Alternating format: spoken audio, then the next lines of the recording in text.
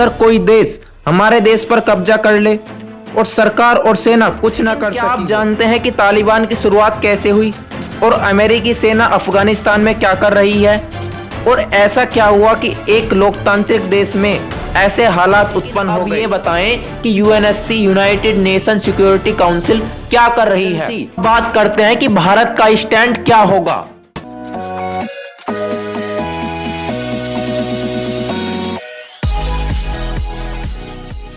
नमस्कार दोस्तों, आप भी महसूस करें ये दर्द और सोचिए कि क्या होगा अगर कोई देश हमारे देश पर कब्जा कर ले और सरकार और सेना कुछ ना कर सकी हो और आपको ऐसे माहौल में रहना पड़े जहां आपके कोई अधिकार ना हो बल्कि कुछ बेड़ियों में जकड़ कर रहना पड़े, जैसे पढ़ाई पर रोक, कपड़े अपनी पसंद के नहीं पहन सकते और बहुत सारी रोक हों। तो ऐसे माहौल में रहना क्या संभव होगा? तो दोस्तों, आपको पता ही चल गया होगा कि हम बात कर रहे हैं अफगानिस्तान की, जहां के हालात ऐसे ही खराब हो चुके हैं। अफगानिस्तान पर पूरा कब्जा तालिबान का हो गया है। राष्ट्रपति जो देश का प्रमुख होता है, वहां के राष्ट्रपति अशरफ गनी देश छोड़कर भाग गए हैं और जाहिर सी बात है कि प्रमुख ही देश छोड़कर भाग जाए तो अफगानिस्तान की सेना ही क्या करती, वो भी कुछ न कर सकी। और अब हालात इतने खराब हो गए हैं कि लोग अफगानिस्तान में रहना ही नहीं चाहते और वहां से किसी भी तरह भागना चाहते हैं। और इस भागने की ही एक तस्वीर नजर आई काबुल एयरपोर्ट से, जहां लोग एयरप्लेन पर लटक कर भी जाने को तैयार हैं। तो पहले आप इस वीडियो को देखिए।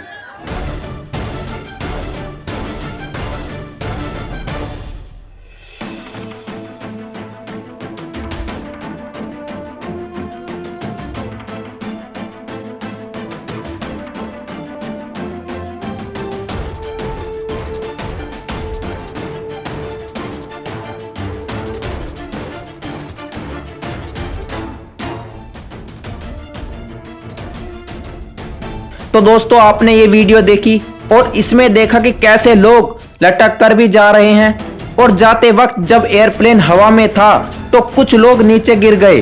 तो दोस्तों, आप इस बात से अंदाजा लगा सकते हैं कि हालात कितने खराब हैं। अब बात करते हैं कि आखिरकार तालिबान ने महज कुछ ही दिनों में कैसे पूरे अफगानिस्तान पर कब्जा कर लिया।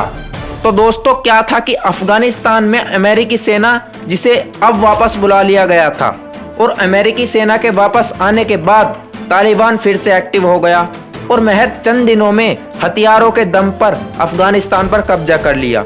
दोस्तों, अमेरिकी सेना लगभग 20 वर्ष से अफगानिस्तान में थी और जब इसे वापस बुला लिया गया तो अमेरिकी प्रेसिडेंट जो बिडेन से पूछा गया कि तालिबान फिर से एक्टिव हो गया तो क्या होगा, तो बिडेन साहब ने कहा अफगानिस्तान सेना 3 लाख है और तालिबान सेना लगभग 75,000, तो ऐसा संभव नहीं है। It is not, because you have the Afghan troops have 300,000 well equipped as any army in the world, and an air force against something like 75,000 Taliban. It is not. और कुछ रिपोर्ट का कहना था कि तालिबान फिर से आ भी जाए तो इसे लगभग 4 से 5 महीने लगेंगे अफगानिस्तान पर कब्जा करने में, लेकिन अब सब सामने है। तालिबान ने महज कुछ ही दिनों में अफगानिस्तान पर कब्जा कर लिया और हालात इतने खराब हैं कि राष्ट्रपति भी देश छोड़कर भाग गए और इन्होंने बताया कि ये इसलिए भागे ताकि खून खराबा ना हो। और इन सब के बाद बात आती है वहां के लोगों की, उनका क्या होगा? तो इसमें सभी देश अपने अपने नागरिकों को निकालने के लिए लगे हैं। तो दोस्तों, ये तो बात हो गई अभी की, लेकिन क्या आप जानते हैं कि तालिबान की शुरुआत कैसे हुई और अमेरिकी सेना अफगानिस्तान में क्या कर रही है और ऐसा क्या हुआ कि एक लोकतांत्रिक देश में ऐसे हालात उत्पन्न हो गए? तो चलिए बात करते हैं शुरुआत से। तो हम शुरू करते हैं 1965 से। इस समय अफगानिस्तान में नई पार्टी बनी PDPA और यह एक कम्युनिस्ट पार्टी थी। इससे पहले भी देश के हालात कुछ ठीक नहीं थे, देश इस्लामिक नियमों में रह रहा था। लेकिन PDPA बनने के बाद 1773 में तख्ता पलट हो गया और पावर PDPA पार्टी के पास आ गई और यह पार्टी कम्युनिस्ट पार्टी थी। तो कम्युनिस्ट विश्वास करते थे नई प्रगति में और रूढ़िवादी नीतियों को खत्म करने के लिए। लेकिन PDPA में भी 2 गुट बने, खर्ग और पश्चिम, तो इनमें भी आंतरिक मतभेद और संघर्ष रहा। तो PDPA देश में कुछ सुधार कार्य कर रही थी, लेकिन इसे समस्या आ रही थी क्योंकि अपनी पार्टी में भी कुछ लोग विरोध कर रहे थे। तो पीडीपीए को समस्या आने लगी तो उसी समय सोवियत संघ ने पीडीपीए की मदद करनी चाहिए, क्योंकि सोवियत संघ भी कम्युनिस्ट में विश्वास करता था। तो सोवियत संघ ने सेना लेकर अफगानिस्तान पहुंचा और पीडीपीए की मदद की और 1979 से 1989 तक अफगानिस्तान में पीडीपीए और सोवियत संघ के खिलाफ अन्य संगठनों का युद्ध चला, लेकिन अंत में सोवियत संघ हार कर चला गया, क्योंकि सोवियत संघ के उस समय और कई अन्य जगह संघर्ष चल रहे थे। और इनके हारने का मुख्य कारण यह भी था कि अमेरिका और कई अन्य अरब देशों ने पीडीपीए को सोवियत संघ के खिलाफ लड़ने वाले को सपोर्ट किया। उन्होंने खूब पैसा पाकिस्तान के द्वारा भेजा गया और खूब हथियार भी दिए, क्योंकि अमेरिका सोवियत संघ के खिलाफ था। लेकिन कौन लोग लड़ रहे थे? ये तो थे मुजाहिदीन, जिन्हें अमेरिका का सपोर्ट मिला। मुजाहिदीन वो लोग थे जो कम्युनिस्टवाद के खिलाफ थे। ये अफगानिस्तान में शरिया कानून लाना चाहते थे और अब मुजाहिदीनियों पर हथियार थे, पैसा था और ट्रेनिंग भी हुई थी। तो अब तैयारी थी सिविल वार की, गृह युद्ध की, जो अफगानिस्तान की पीडीपीए गवर्नमेंट और मुजाहिदीन में हुआ। इसके बाद इनमें 1992 में पेशावर संधि हुई और इसका मकसद था अफगानिस्तान में शांति लाना। तो अफगानिस्तान को इस्लामिक राष्ट्र का दर्जा दे दिया गया। लेकिन दोस्तों सच तो ये कि ये लोग केवल इस्लामिक देश ही नहीं चाहते थे, इनका मकसद था सत्ता लेना, क्योंकि जब इस्लामिक देश बन ही गया था तो इन्हें शांत हो जाना चाहिए था। लेकिन ऐसा बिल्कुल भी नहीं हुआ। गृह युद्ध चलता रहा और गृह युद्ध 1992 से 1996 तक चला।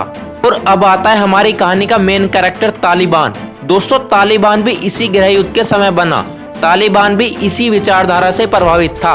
तालिबान ग्रुप के हेड बने मुल्ला मोहम्मद उमर और तालिबान समूह का साफ मकसद था सत्ता को हासिल करना और देश में शरिया कानून लगाना। तो तालिबान ने भी गृह युद्ध में भाग लिया और जो पीडीपी गवर्नमेंट के प्रेसिडेंट थे उन्हें मारा गया। देश में बहुत मारकाट हुई और सत्ता हासिल कर ली। शुरुआत में अफगानिस्तान के लोग भी तालिबान को सपोर्ट करते थे, बल्कि उन्हें बताया गया था कि हम आपके अधिकारों की लड़ाई लड़ रहे हैं। तो जनता ने सपोर्ट किया और तालिबान सत्ता में आ गया और शरिया कानून लागू कर दिया। दोस्तों शरिया कानून का मतलब था आपको इस्लामिक व्यवस्था में रहना पड़ेगा और आपको केवल वो ही करना पड़ेगा जो आपसे कहा जाए। किन लोगों को कहाँ पता, जिन्हें वो सोचते थे कि हमारे अधिकारों के लिए लड़ रहे हैं वही हमारे अधिकार छीन लेंगे, और ऐसा ही हुआ। शरिया कानून के बाद कहा गया लोग इस्लामिक कुर्ता पहनेंगे, दाढ़ी रखेंगे, और औरतों के लिए तो और बुरी बात थी कि बुर्का पहनेंगी, घर के बाहर बिना आदमी के नहीं जा सकती, पढ़ाई नहीं कर सकती, और लोग गाने, फिल्म, स्पोर्ट में भी एंजॉय नहीं कर सकते। तो लोगों को जान का खतरा हो गया। औरतों को जबरदस्ती तालिबान लड़ाकों की बीवियां बनने को फोर्स किया गया और अगर बात नहीं मानी तो जान का खतरा था। इसके साथ गैर मुस्लिम का तो रहना ही मुश्किल था और कई इमारतें तोड़ दी गईं, जिसमें एक फेमस इमारत थी। इस तालिबान राज में पूरा बोलबाला था। टेररिस्ट एक्टिविटी के खूब हमले हुए और उस समय भारत के एक एरोप्लेन को भी हाईजैक कर लिया था। तो दोस्तों अब आता है नया मोड़। जब किसी के पास इतनी पावर होती है तो कुछ ना कुछ गलती करता ही है, और यह गलती तालिबान ने ओसामा बिन लादेन को शरण देकर की। अब ओसामा बिन लादेन से क्या लेना देना है? तो दोस्तों जिस अमेरिका ने सपोर्ट किया था मुजाहिदीन और तालिबान जैसे ग्रुप को, क्योंकि इसका मकसद था हथियार बेचना, तो अमेरिका सोचता था कि हम सुरक्षित हैं और हम पर कोई कुछ नहीं करेगा। कहावत है ना कि सांप को कितना भी दूध पिला लो पर रहता जहरीला ही है, और हुआ भी ऐसा ही। ओसामा बिन लादेन ने अमेरिका पर 2001 में अटैक कर दिया, जिसे नाम दिया गया 9/11 अटैक। अब अमेरिका की आंख खुल गई कि टेररिस्ट भी कुछ चीज है। इससे पहले भीगी बिल्ली की तरह आंखें बंद थी, लेकिन अमेरिका इसका बदला लेना चाहता था और लादेन था अफगानिस्तान में। तभी अमेरिका ने एक ऑपरेशन चलाया और ओसामा बिन लादेन को मार दिया गया और तालिबान को खदेड़ दिया गया। इस समय अमेरिकी सेना ने लगभग 1 लाख सैनिक अफगानिस्तान भेजे और अमेरिकी सेना ने 2001 में तालिबान को खदेड़ दिया, लेकिन खत्म नहीं किया था। अमेरिकी सेना वहीं रही और पहला ठीक तरीके से इलेक्शन हुआ और नया कॉन्स्टिट्यूशन बना और एक नई सरकार बनी। अमेरिकी सेना ने जिम्मेदारी ली अफगानिस्तान सेना तैयार करने की और अब लग रहा था कि सब ठीक हो जाएगा और अब इस तरह 2001 से 2021 तक 20 साल कट गए। इन 20 वर्षों में अफगानिस्तान ने खूब तरक्की की, जिसमें भारत ने भी पूरा सपोर्ट किया। लेकिन अमेरिका की सेना अफगानिस्तान में थी तो अमेरिका का पैसा खर्च हो रहा था और युद्ध में अमेरिकी सैनिक मारे भी जा रहे थे। तो लोगों का मानना था कि हम दूसरों की लड़ाई क्यों लड़ रहे हैं। जब अमेरिका के प्रेसिडेंट ट्रंप थे तो उन्होंने फैसला किया कि हम अपनी सेना को वापस बुलाएंगे और इसी क्रम में अमेरिका ने तालिबान से समझौता करा कि तालिबान अब कुछ नहीं करेगा। लेकिन ट्रंप के बाद नए प्रेसिडेंट बने जो बिडेन और उन्होंने इस कार्य को आगे बढ़ाते हुए सेना वापस बुला ली। और अमेरिकी सेना वापस आने पर जैसा कि आपने देखा कि उनसे पूछा गया कि अगर तालिबान फिर से वापस आ गया तो क्या होगा। फिर उन्होंने अफगानिस्तान सेना को मजबूत बताया था। हम सभी ने देखा कि अमेरिकी सेना के वापस आने के बाद तालिबान ने 2001 के बाद फिर 2021 में पूरे अफगानिस्तान पर कब्जा कर लिया। और आपने 2001 से पहले तालिबान राज में देखा कि शरिया कानून में हालात कितने खराब थे।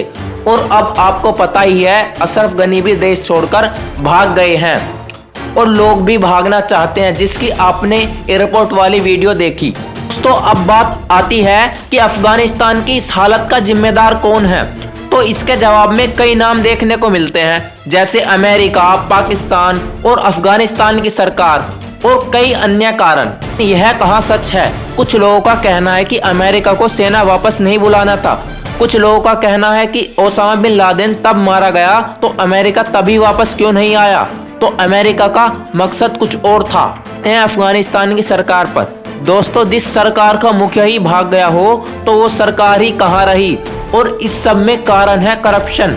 और तीसरा आते हैं तालिबान को सपोर्ट करने वाले कुछ देश, जिसमें पाकिस्तान, चाइना और कई देश हैं। और पाकिस्तान के पीएम का कहना है कि देश गुलामी से आजाद हुआ है। आते हैं यूएनओ पर दोस्तों, संस्था बनाई गई यूएनओ, यूनाइटेड नेशन ऑर्गेनाइजेशन, संयुक्त राष्ट्र महासभा और बहुत सारी अलग अलग संस्थाएं, जिनका उद्देश्य था कि देशों की समस्याओं को हल करना। लेकिन अब ये बताएं कि UNSC, United nation security council क्या कर रही है? केवल मीटिंग, वो भी इमरजेंसी। तो अब बात करते हैं कि भारत का स्टैंड क्या होगा। कुछ लोगों का मानना है कि आर्मी भेज दो, तो फिर तो वही अमेरिका वाली बात हो जाएगी कि दूसरों की लड़ाई में हम क्यों लड़ें। और यह रियलिस्टिक भी नहीं है दोस्तों। अफगानिस्तान में भारत का बहुत सारा पैसा लगा है। भारत ने बहुत सारा इंफ्रास्ट्रक्चर बनाया, जैसे काबुल रिवर पर सहतूत बांध और सलमा डैम, और 218 किलोमीटर हाईवे भी बनाया और पार्लियामेंट भी बनाई। लेकिन अब क्या? इन पर तो तालिबान का कब्जा है, तो भारत क्या करे? क्या भारत को इन्हें यूं ही छोड़ देना चाहिए, या भारत तालिबान का विरोध करे या सपोर्ट करे? ये आप मुझे कमेंट करके बताएं। तो सही बात तो ये है कि भारत को नुकसान तो हुआ है।